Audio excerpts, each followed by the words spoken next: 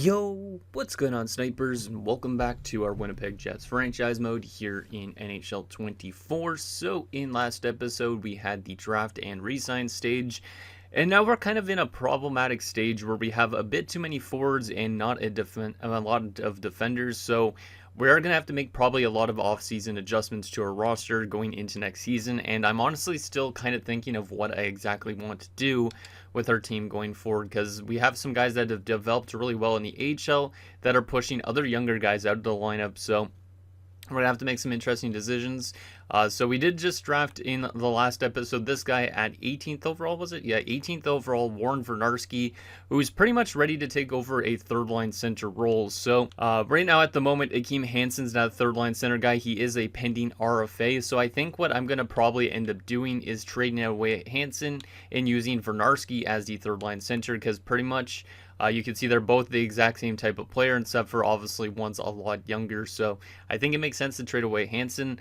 And then for a fourth line center, we could probably end up using still Mr. Matthew Harrison. Yeah, Matthew Harrison. He was our fourth line center last season, and he didn't do too bad at the faceoff dots. So I think I might end up using him again as our fourth line center if we do decide to make that trade, which is likely to happen. So that's one of our scenarios we have this offseason. Another thing that we have is we have just too much wingers in a way, because you can see we have Blunden, we have Walter, we have Bohms, who is going to be making the jump right to the NHL, right from the AHL, or not the AHL, the OHL I should say. He's been very, very solid, and he is a grinder, so he's probably not going to develop much more than a fourth line guy, even though he has elite potential, my guess. But obviously we do still want to get him in on a fourth line role to basically like rough up some players, maybe bring some offense too, because he does have very good shot accuracy, which is kind of interesting. So obviously I want him in the lineup too, which also kind of knocks out a couple other players out of the lineup. So those guys being guys like Timmins, for example, who is in the system at the moment. He's a guy that could get bounced out of the lineup because of that. He is listed as a third-line scoring forward, and we already have a ton of left wingers, so he's probably a guy that I'm going to be looking to flip in this episode. He's also 23 years old already, so I don't think he has much more years of development. Like, he might still get up to like an 84, 85, but he is a two-way forward, so he's not going to bring that much offense, I don't think. So he's probably a guy I'm going to be looking to get rid of in this episode, just because we have too much players.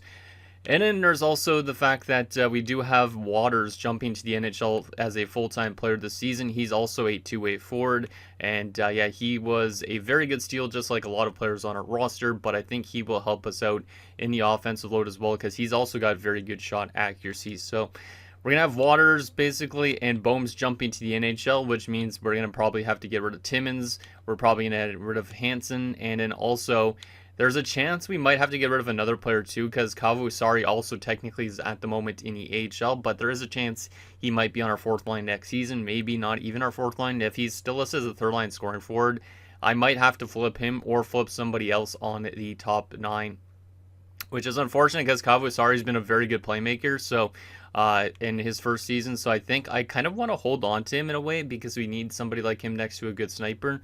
However, it really depends on our situation going forward. So a lot of decisions to make in this episode on offense. Defensively, we do not have as much decisions to make. We just know that we need at least 2 to 3 more defenders in our lineup.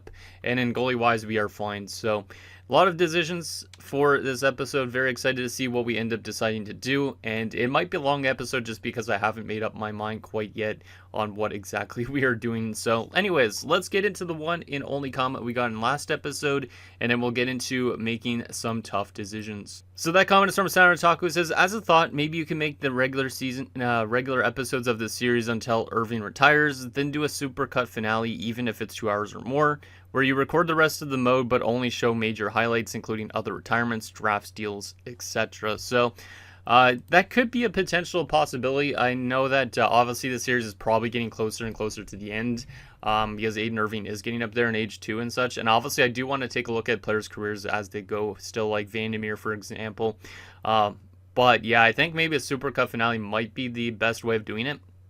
It depends though, because at the same time, I don't really know if I'm going to be wanting to play franchise mode and stuff like that. Like, I might have some sort of motivation to actually finish this off camera, but it's always more motivating doing these in series. So I mean, I could see a good idea of doing that, like just take a bunch of screenshots, maybe record like a voiceover of like random things that happen, like retirements and stuff for each season. That could be a possibility. I used to do that back in the day when I wasn't able to get all 25 years done of franchise mode, so maybe I could just do like a little recap of the remaining years after we get our big retirement, which is probably going to be Aiden Irving in the next 1 to 2 seasons at least. And then we'll probably have some other retirements in the series too still to come, like Jaqueezi, Vandermeer, Bickle.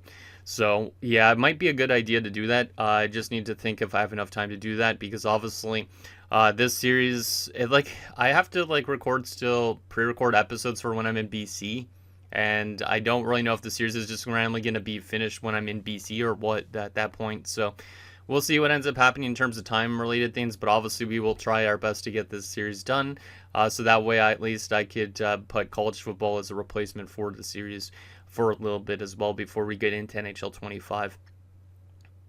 But anyways, there is that. So let's get into our tough decisions. So if we're going to go to proposed trade, let's see if there's a good top 4 defenseman out there that we could potentially bring in for the rights to Timmins and also for Hansen, because those are the 2 guys that I was for sure thinking about trading away. Hansen still has 1 year left on his contract, and he's a pending RFA, so the team that he's going to be going to will at least have time to re-sign him. Timmins is going to be an RFA right out of the gate, so it's a good little move for maybe a younger team out there to actually want to acquire both of them. Now the question is there any good defenders out there that teams have that they're willing to move out? Because when we were looking at this, I think in last episode there wasn't really a lot of high-end talented defenders out there. Arizona just won the Stanley Cup, so there's no way they're going to want to move that guy. Who has actually interest in both? And we see Buffalo is... I think Buffalo's a little bit on the regression path, but obviously they have been in the Cup Finals a lot in the past. Their best defender is in 84, which is not really something I'm looking for, especially on a guy that's on 4 years left on his contract, so I don't think that's something we're going to look at. Anybody else have interest in both? Colorado. Let's take a look at what they got. Piralla. Wasn't this guy really good offensively at one point? Yeah, he is. Okay, Tuukka Piralla is kind of interesting. Brings 50, 60 points sometimes. Yeah, I do remember this dude quite a bit. He has not played a lot in the playoffs. He only has 1 playoff goal. That's kind of crazy. He is 33 years old, and he's only signed for 1 more year. Okay, well, that's kind of intriguing. I know he's making a ton of money. Like, we could try and get them to retain it, and I could add picks or something like that. But Pirala's kind of interesting. I know they don't really want to give him away. They have a ton of salary cap available. They might be under the minimum cap because of that. But Pirala would be kind of a good player to bring in. I know he's going to bring the offense. It's basically like a full-on replacement for what is it? Goddard. That's the only thing. Like, we trade away Goddard really just to replace him with an older version of him? I don't really know. Because we could have literally just held on to Goddard at this point. Yeah, I don't really know if this guy would bring the most offense, being only a top 4. He's pretty good, though. But let's take a look at some other options just in case. Columbus, what do you got?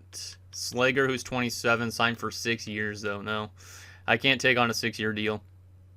I just can't. And there's our former defenseman, Baldwin, who never even made it really for our NHL team. Dallas has interest in both. Kress, who's medium elite, only signed for 1 more year, and then he has RFA status. That's kind of... Actually, no, he would be maybe a UFA. Is he a 2-way defenseman? He is. Okay. Sasha Kress is kind of interesting. I just don't know if they would be willing to move him. He obviously has not been in the playoffs in quite a while, actually. Yeah, they've only made the playoffs like 1 time in his career so far. That could be a really intriguing one. Doesn't have a lot of value because he is a pending UFA. So maybe Kress is higher up on my list. The only thing is he's a right-handed defenseman, which we already got like a bunch of right-handers. But I could use like one of them as a depth option maybe instead. Yeah, Sasha Kress is kind of interesting. We'll come back to him potentially and see if we can maybe work something out with Dallas. In terms of Detroit, Kubos is their best defender, signed for 4 years. I don't really want somebody on term, to be honest. Florida, what about you? Herme is definitely a guy that's a part of their future. Danton Matejchuk, kind of, but 82 is not really that crazy. LA has nothing in terms of interest. They have interest is Minnesota. Wow, Kurya Kemchuk is still injured in the offseason. That's actually kind of insane. He must have got injured quite late in the playoffs. Langer signed for only 1 year in 83, but that's not too crazy. And then there's Cleary signed for 2 years. Was a medium elite that was 10th overall. He's a DFD. We don't really need DFDs, I don't think. Montreal, what about you? Volette, who was a free agent last year, no thank you. Nashville isn't interested in both. New Jersey's interested in both. And of course, there's Goddard. Literally, I almost feel like bringing back Goddard and then just letting him walk to free agency, but at the same time, it just does not make logical sense, so I don't think it's kind of useful for him to do that. I just also want to see him play on another team, and he wasn't really doing that well here either. So, Ottawa. What about Ottawa? Korpikoski, 85 at 23, signed for 3 years, so tell he's a UFA. He's pretty good, but I feel like they wouldn't want to trade him just yet. Holy crap, he was a minus 37 last season. Yikes. But did have 32 points, but Ottawa's been very bad with him in the lineup, I guess, the last few years. He did have a pretty good playoff run in 2037. Huh. I don't know about Korpikoski, to be honest, though. I didn't want to go to goalies. Oh, that's where Stanley King is now, is in Ottawa. Forgot about that. Philadelphia. Weird team Philadelphia has been. Budens is only signed for the 1 year. He's still kind of intriguing, to be honest, Budens a little bit, but he's got a lot of value because he does bring a lot of offense. He's been one of the best defensemen in the league at the moment, too. He'd be really interesting. The question is, do we have enough trade value for him? Probably not. They probably also wouldn't want to trade him away, too, because they are still trying to contend likely with him. So Pittsburgh, what about you? Denis. Oh, yeah, we were looking at Denis last episode. I forgot about Denis. He's got way too much value. I mean, I do have the value probably to get somebody like him, but I don't think I could really get somebody like him either. He's a good goal-scoring defenseman, which is weird, but he also is one of the most aggressive players in this franchise mode. And he'd probably hurt us in terms of taking too many penalties. He's a really unique defender. I don't think I've ever seen a guy like that before, but yeah, I don't think I'm going to bring him in. San Jose, what about you? Kvapil, but he's only signed for 1 year. Kvapil's not bad either, but is he worth bringing in as a 32-year-old? He's a honestly, pure DFD, which would knock Backer down to the second pairing. So it'd be Kvapil and Vandermeer. That might not be that bad, to be honest, for 1 year. Does maybe fit all of our coaches' systems, too. Huh. I just don't know if the Sharks are at the point where they would want to trade him, because the Sharks are contending in the playoffs. Like, they have made it far the last few years, I think. Let's just double check on that. 2040. Yeah, the last 2 years they've made it kind of far. Actually, they didn't even make the playoffs in 39-40. They made it last year, but not in 39-40. Huh. Okay, that's an interesting one. I might look at Kvapil. However, they're playing Kvapil with Carter right now. Technically, Weinrich could jump up to being their top 2 defender. I don't really know if they would re-sign Kvapil or not. I might look into Kvapil a little bit more. Tampa Bay. What about you? Finley, he's probably part of your future. Yeah, nothing really there either. Toronto. What about you? Conan. Signed for 4 years. I don't really want somebody on a 4-year deal. And in Washington, Cope. I don't need somebody to help me cope with this team because this team is good enough. I'm joking. Let's look at Kvapil here, interestingly enough. They have interest in both these guys. What's the value looking like? Not much off, to be honest. It is a pure rental, and we are adding a lot of money in the salary cap, but we do have the cap space for this 1-year contract. And then we just need to find ourselves another defenseman, and then we're almost good, I think, in terms of our roster for next season. So I would have to add probably a draft pick. They do not have any interest in any of my picks other than like the 3rd round pick. So let's add that 3rd rounder. And we'll probably have to add maybe like a 2nd rounder. Do they have any interest in future ones? No. They do have interest in another future 3rd.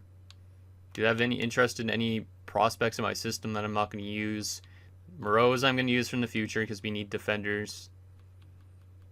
Nobody else there. Goalie prospects, no interest. Damn, they have not a lot of interest in players. Well, skaters matching block again. Yeah, I'm not trading away any of these guys, I don't think. Bulbrook's somebody that I was thinking about trading at one point, but I'm not too sure on anymore. Scarlet. No. I could actually get rid of somebody like Reese technically, or Scarlet, in this deal, but they don't have a lot of value to the trade, so it's kind of pointless. Let's just go back and add another third round pick and see how close that trade value is. That honestly might be able to get it done. We might have to move this up to like a second rounder, even if they don't want a second rounder.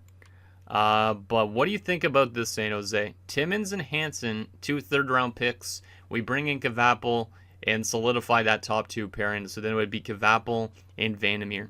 What do you guys think about that? They do not like it. Okay. Let's try and move that third to a second instead. We do have multiple seconds. Honestly, I might be okay with giving up the earlier second-round pick in this deal. But let's first do our own second-round pick, because just to see. They do not like it. Okay. What if I gave you Columbus's second?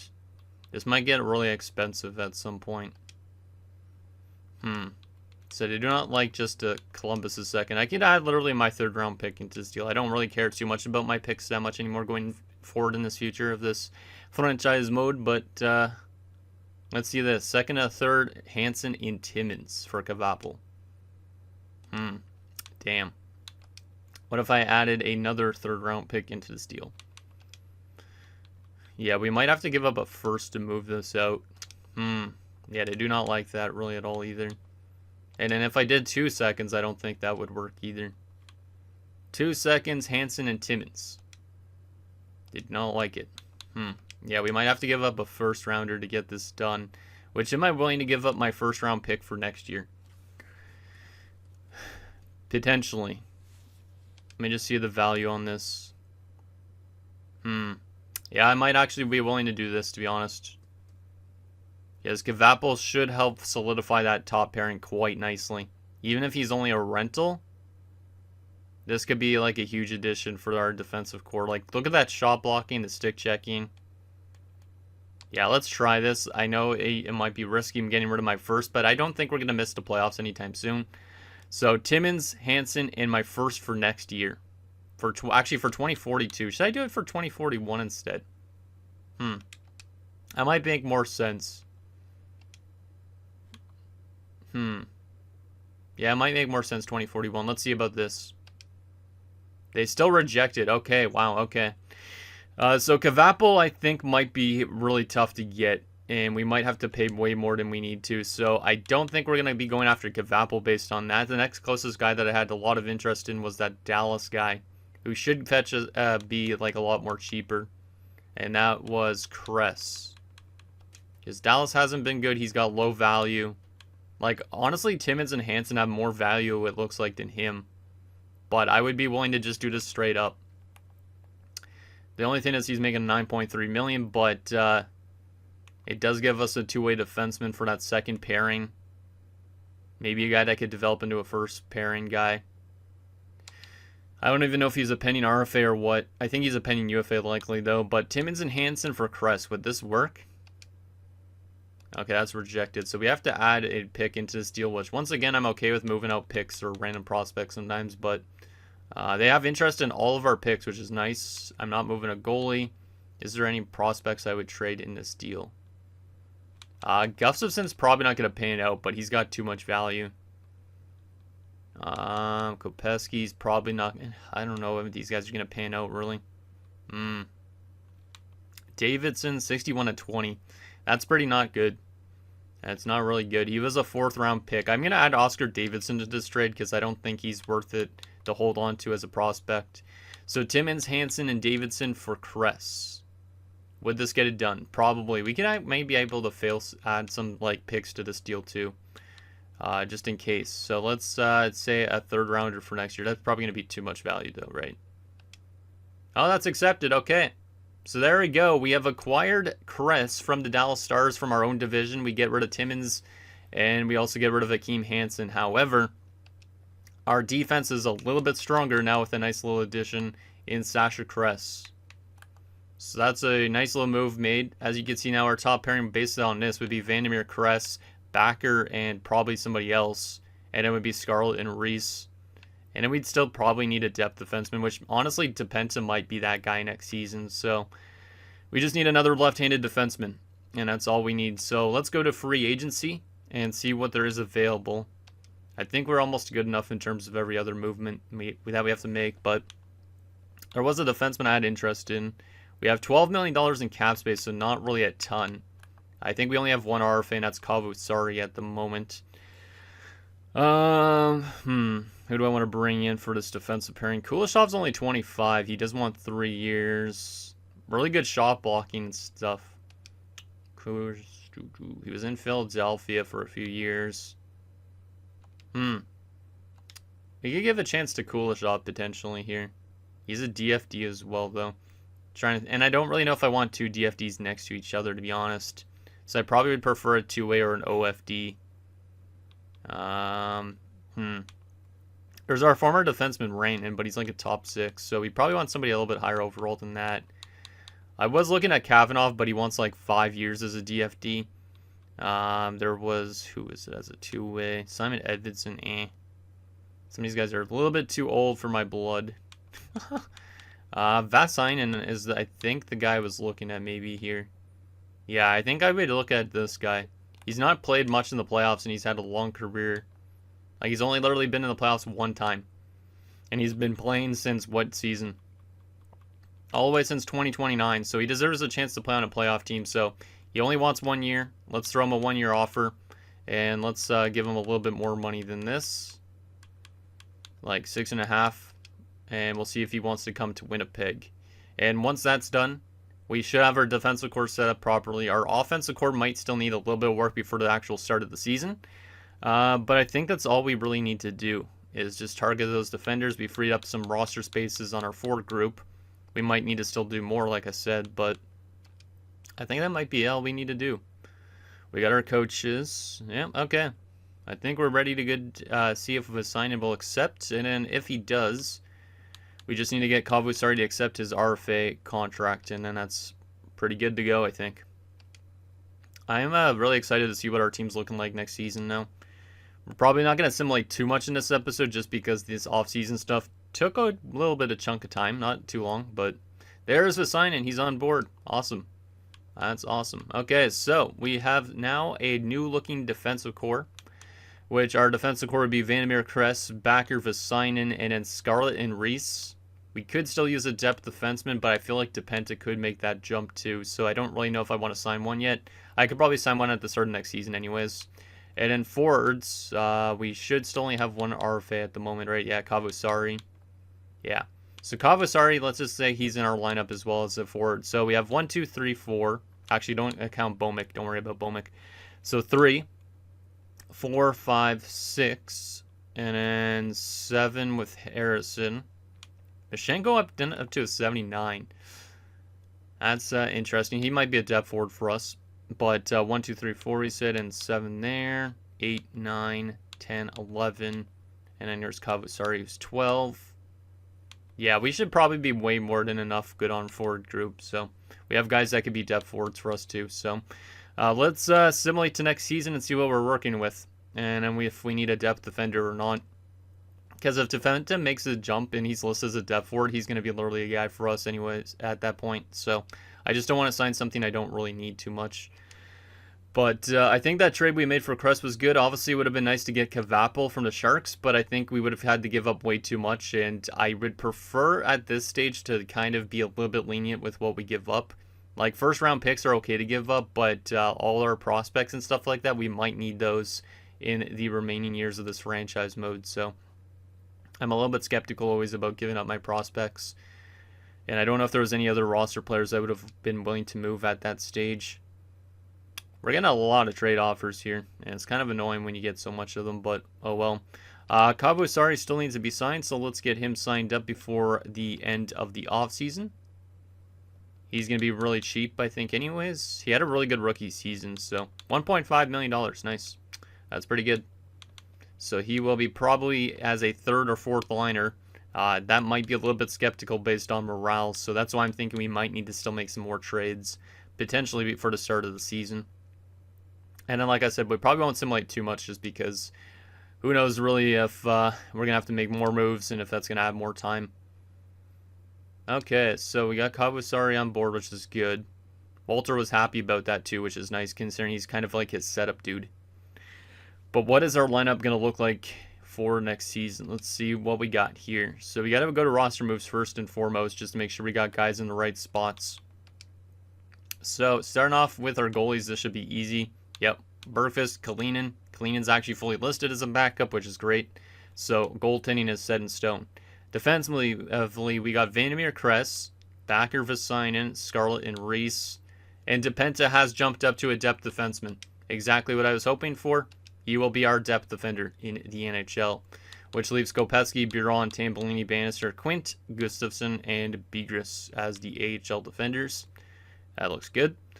Forwards, we got Jaquizi, Irving, Bulbrook, Waters, Kavusari. Damn, Kavusari's an 81. Waters jumped to an 82. However, Waters is a checking forward, so I might be okay with giving him fourth line PK ice time, potentially. Aiden Irving's still listed as a first line forward. I'm actually kind of surprised on that, considering he is getting old. So right wing side of things looks good. Blunden, Waters, Bohms, Harrison, Mashenko, and Hagelin. Kang as a depth forward probably makes more sense than Hagelin at this stage. So we will call him up. If there's any morale problems with that, we will make some adjustments in the season. But that looks good. And at centers, we got Ekholm, Bickle, Vernarski, and that's it. I could use Bomick as a depth forward, but I honestly don't really know if I need to. I might if I have to send down somebody like Mashenko on waivers. But we should be good. Or should I send down Mashenko already and then call up a center as a depth option instead? Like, do I want Bomick up here so we have actually a guy that's listed as a center as a depth option? There's also Baker who's getting really close to being a depth forward in the NHL, but he obviously hasn't developed well. This is kind of like a make or break point for Seth Baker too. He's got good face-off numbers. So you know what? We're actually going to use Seth Baker as a depth forward. And I will send... Mashenko is already 29 years old. Kang could use a little bit more playing time in the AHL, so we'll send Kang down, I guess, because of that. So, using Seth Baker as a depth forward, I think, is a good idea, just so he could kind of get maybe some games in, and we can see if he's actually going to be an NHL player or not. And then we need to rework this forward group, which is kind of a nightmare, but let's see what we got here. So, wow, Bohms is an 81. He's listed as a third line checking forward as like a medium elite grinder. That's pretty awesome. Let's go with that. And then we also wanted to take Mashenko out of lineup for Kavusari. Alright. So this is what I'm thinking up like lineup-wise.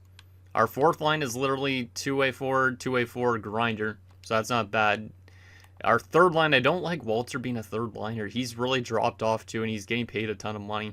There's a chance at some point I might honestly have to move out Esteban and Walter. But right now, he's a sniper. We have a two-way and a playmaker. And then obviously we have our sniper, playmaker, sniper. And our top line of our power forward, playmaker, two-way forward. Yeah, we'll keep it like that. Defensively, we got Vandermeer and Kress, which looks okay together. Backer and Vesinen. Reese and Scarlett. Don't mind it. Yeah, that looks okay. Let me just take a look at the power play quickly. Make sure everybody that should get power play time is getting power play time, which is the case. The second unit is -3. I probably should make an adjustment. It's probably because it's all forwards on that unit. Yeah, so we'll probably end up taking who off this power play? Probably Waters, to be honest. Because Waters is a two-way. We'll take Waters off, and I will throw Kress onto this unit instead. That makes it a little bit better. Not by much, though. I think the rest of this looks good, though. Ew, some of these power plays have really bad chemistry. I gotta take a look at the coach just to make sure he's actually a good fit still.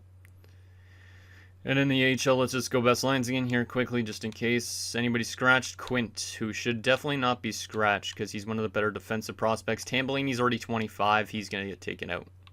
So I'll get Quint in that spot instead. Perfect. And let's try and get rid of this minus if possible. That's good. Nice. All right, so everything is set up good. Let me just take a look at the coach and see if he's actually still an okay fit. We might actually have to look for a different coach.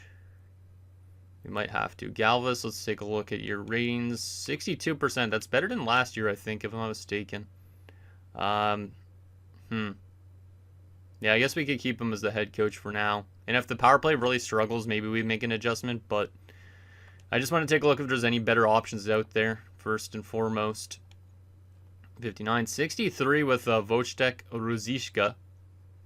Kanko. There's also Biedrzyk Melikar. Was he ever on our coaching staff? I feel like he was, or if it was a different Melikar. So there's a 63. And he's actually the same rating, so where was you? Ruzicka.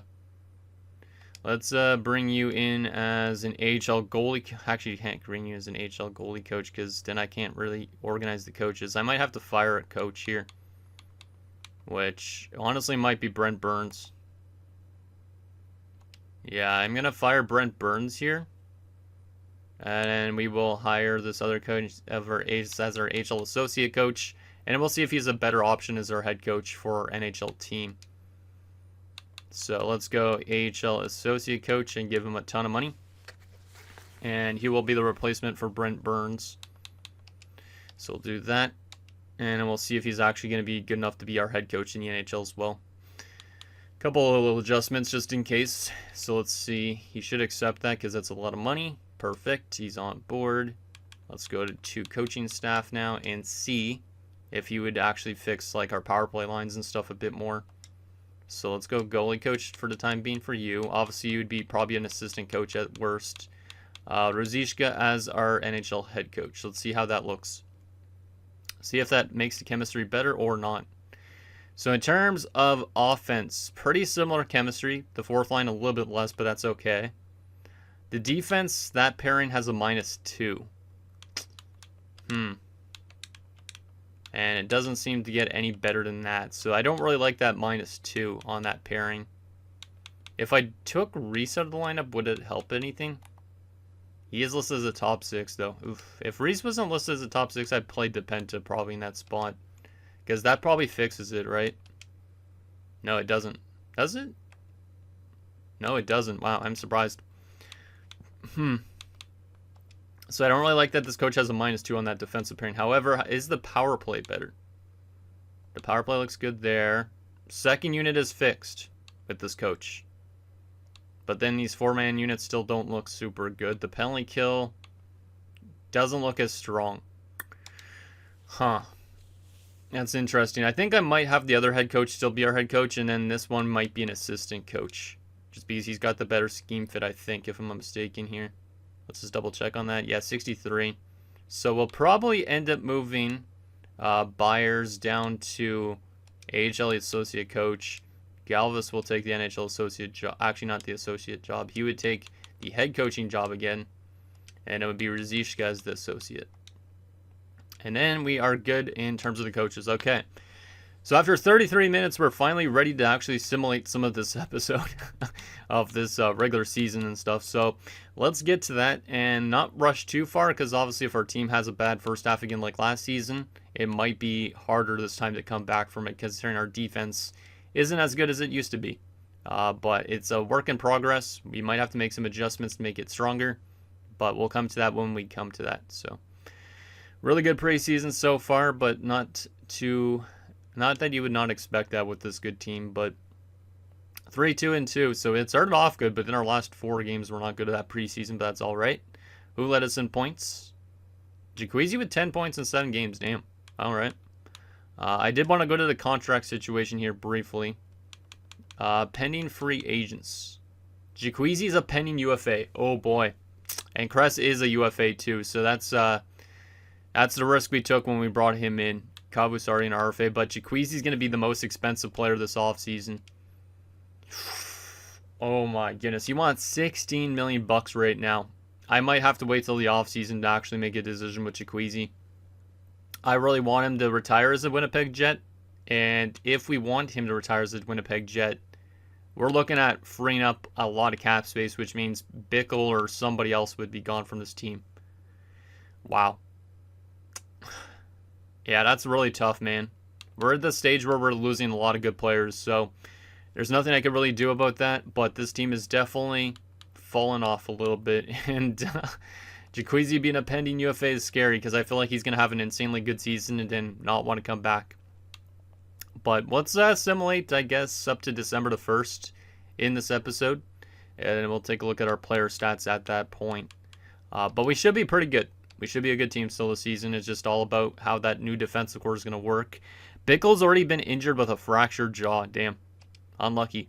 Unlucky. So we won our first game, then lost our second game, lose our third game. Our fourth game, we do win our fifth game, though. So that Bickle injury might have hurt us a little bit in the last few games. Baker was playing second-line center. How good did he do? 1 assist in his first 4 games. Not exactly what I was hoping for, using him as a depth forward, but he's at that make-or-break point, so I would prefer to have him as a depth forward over anybody else. 3-4 in our first 7 games, not the best. Our division is quite strong at the moment, but we definitely did get off to a slow start last year, and look how it ended up happening last year. We ended up having a really good second half of the season, except for against the Coyotes in the first round. So let's go to the end of this month and see what we're looking at this point. I feel like we should get to around 500 or better than 500 at that stage. We're still a little bit inconsistent, and Aiden Irving has broken his leg. Oh, yeah, he might be retiring literally at the end of this season. That's what I'm a little bit scared about. He's out till February the 12th, which it's crazy because we're literally only in November.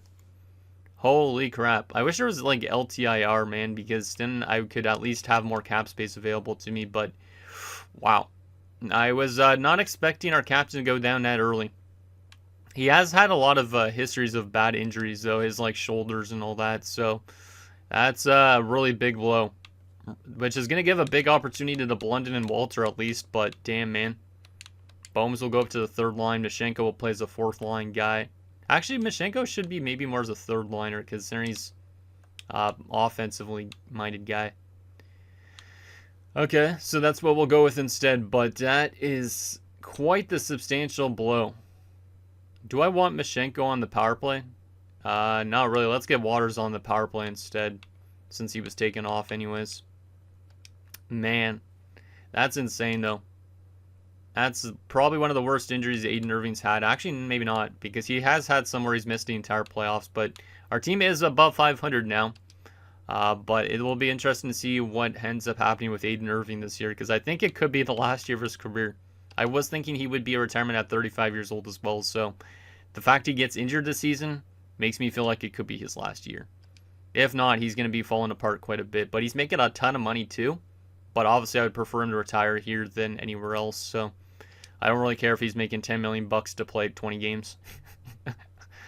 Bjorn Backer has suffered a mild concussion. At least that's not too long term. We're still kind of a streaky team in our first 22 games. 10-11-1. 10-11-1. I might actually still go to like the halfway point of the season around. Jaquezzi's over point per game, but not by much. Huh. The last wildcard spot in the West is on 23 points. We're on 21. So we're still in a good spot, but obviously we need to be a little bit better in terms of goaltending or defense or something. So let's go to January the 1st in this episode. Might as well at this point. Like, we're at the stage where I don't care too much how much I simulate, but let's go to the end of this month as well. Then we'll take an updated look at some player stats, the team stats, and yeah, we'll see if we need to make any decisions in the next episode in terms of movement. But it definitely a little bit of an inconsistent start, just like last season. But last season, I think, was a lot worse, so let's go to defense and get DePenta out. How did he do? 2 goals in his first 3 career games as an OFD. There might be a chance, literally, for DePenta to take, like, Reese's roster spot at some point. Because 2 goals in your first 3 games as a defenseman is really nice. So, who knows? If we need an offensive boost, DePenta might be the guy. Hey, now we're on a 4-game winning streak. Jaquezzi was never injured, I don't think. So, I'm going to keep on simulating. 5 wins in a row. Mishenko's now been injured. Damn. Okay, let's go replace player. Okay, yeah, we're definitely playing a lot better this month, which is good. I'm really surprised that this team could actually play good still without Aiden Irving, though, too. Mashenko is back, so we'll get him in because I believe... Who did I put in? Baker again. That's what I thought. So we'll take Baker out. Mashenko will come back in. Not the best depth options in the world, but I would prefer them over using Kang as a depth option right now, I think. And okay, last game of the month. Let's see where we're at. 2014-2, so much better month. We are now in the last wildcard spot in our division with 42 points. The Blues are literally just outside of the playoffs with the same amount of points, but they have played 3 more games than us at the moment. And then the Pacific Division, they're 10 points back almost of us. So we only really need to worry about teams like the Blues and the Wild, maybe the Avs as well. But obviously still a lot of season to go. So can't say that we're going to be solidifying that playoff spot just yet. But let's take a look at some team stats and player stats so far for this season. And we could look at the trading block and see if there's anything we need to do this season to make us better. But in terms of the entire league at the moment, we are not even top 10. Let's just go Western Conference, maybe to make it a bit easier. We're currently the 8th best team in the Western Conference, so we're not really that great. But there is teams, the other teams that are below us are like 5% below us in terms of point percentage and all that stuff. Offensively, we're still one of the better teams in the Western Conference in terms of offense, but not as good as the Nashville Predators. Goals against per game. We are the best defensive team in the Western Conference. That's interesting. I got to take a look at the league stuff as well. Power play percentage. Our power play is pretty solid. And penalty kill. We are the best penalty killing team. So very good defensive team. Very good defensive team. Just our offense, I guess, is kind of a bit more average, but that's interesting. Let me take a look at some of these other stats here across the entire league instead. Yeah, offensively, we're not even a top 10 offensive team. Goals against per game wise, we are the 3rd best defensive team in the league because the Eastern Conference has the Boston Bruins and the New York Rangers who are better. The Rangers have been insanely good defensively compared to every other team. Power play percentage. Our power play is just outside of the top 10, I believe. And our penalty kill probably is under the best, right? Yep. The 2nd best. The Rangers are 91% so far on the PKs. So, yeah, the Rangers are really good in terms of keeping puck out of the net. Huh. All right. Let's take a look at some player stats so far. But good start, I think, for this season. It's just the Aiden Irving injuries really sucks. So Ekholm on 37 points. He's been great, but only a +1. But the plus-minus doesn't matter too much, I will say. 29 points in 32 games for Bickle. He missed, obviously, 4 games due to injury. Vernarski's off to an okay start as a two-way forward. Not the most offense, as you would see. Kind of like... And Akeem Hansen was better offensively, I would say. But Vernarski being only 18 years old and already doing what he's doing is pretty good. Baker on 2 points in 7 games ain't bad either. How's the face-off percentage on Vernarski? 50.9. Not too bad. Not too bad. Yeah, he's winning face-offs. He's getting takeaways. That's exactly what I kind of need from a two-way forward. He's also got 2 fights already. So, pretty solid stats from Warren. Defense, or not defensively, left wing side of things. Blunden on 31 points. He's been solid. Definitely doing well without Aiden Irving there. Harrison on 24 points is really good. That's a lot better than expected. He has more short-handed points, which is nice as well. Love to see it. Walter on 23 points. He's been a little bit quiet still.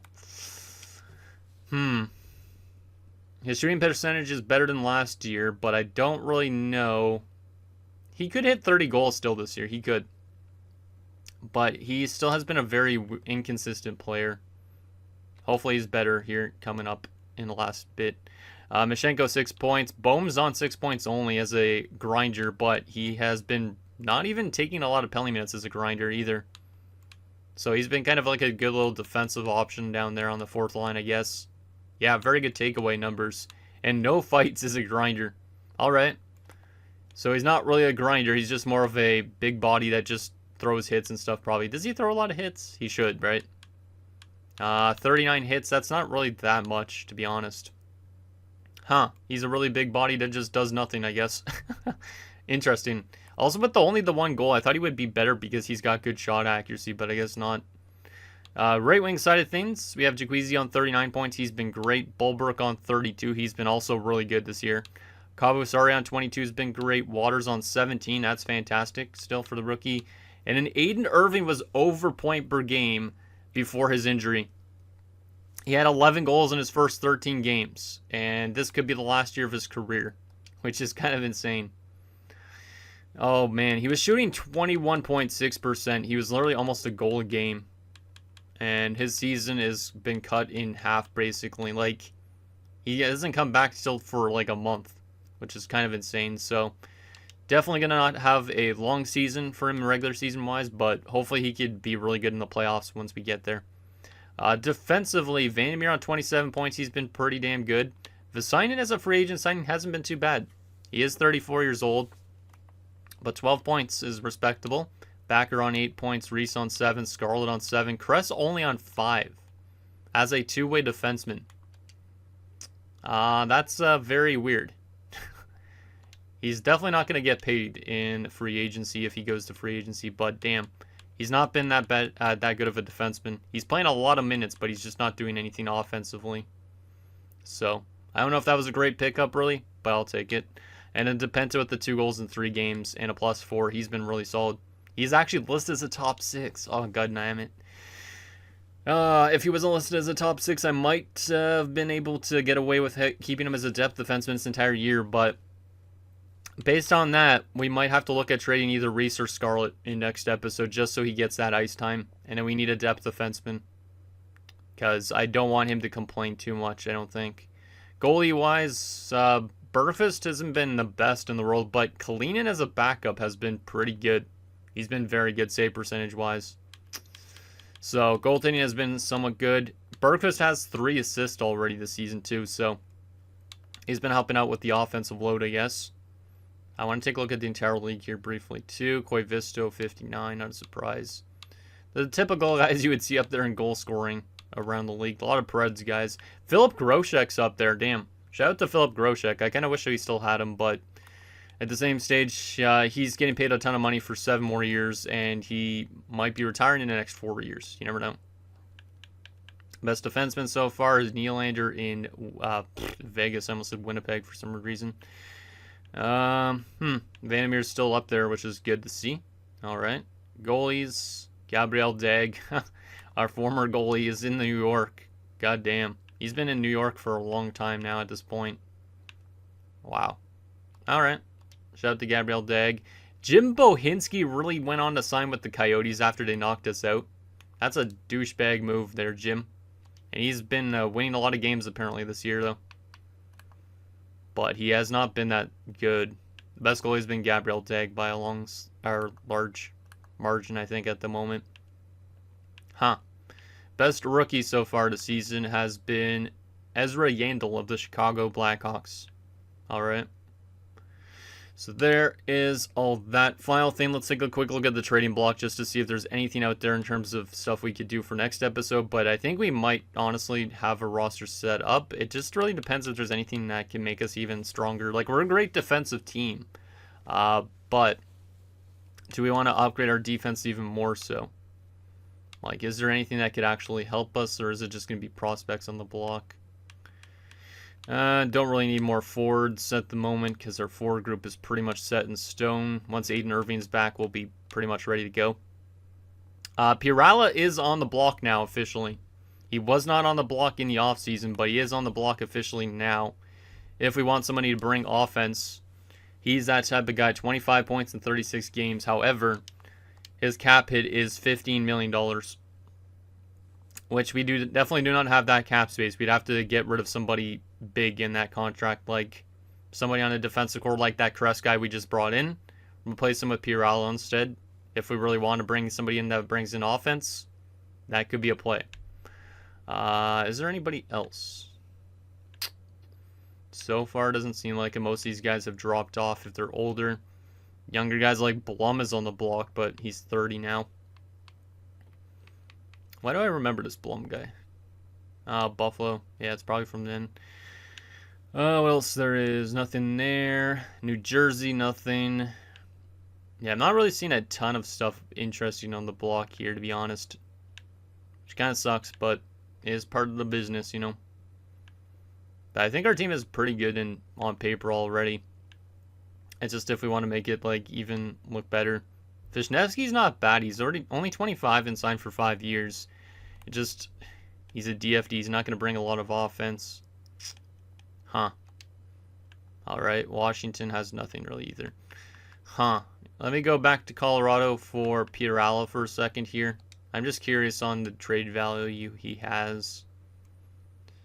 Because he would definitely help us with the offense. However, we would need to offload a lot of salary. And to offload a lot of salary, like I said, we'd have to move Kress, who we literally just signed, to do it. They do not want Kress either, though. I feel like it would be probably really tough for us to land somebody like Pirala's salary cap and all that. But could be something we look into if we really want to. But at the same time, we might just want to keep our team the exact same going forward. I got to take a look at the morale here, but we do need to try and find a way to get DePenta more ice time too, so we might have to try and make a deal to get our defense a little bit more happy. DePenta looks pretty happy in general with his ice time, but maybe won't be soon. Scarlet has the lowest amount of morale. What about in the system at the moment? Medvinov, okay, that's fine. Alright. Well, anyways, guys, that's going to do it for this episode of our Winnipeg Jets franchise mode. So in next episode, we will take it to the trade deadline. We'll probably simulate the rest of the season. Considering this episode was just episode 100, I feel like we need to end the series relatively soon. But I'm not too sure when the series is going to end. But I'm excited to see what this team ends up doing this year. I think we'll definitely be a playoff team again, but I'm not too sure if it's going to be similar results to last year or if this team's going to find itself a second gear in the playoffs again. Because I think last year we should have probably had a better run with Blum on defense and all that, but it just didn't work out that way. So anything down below, and I'll see you guys next time.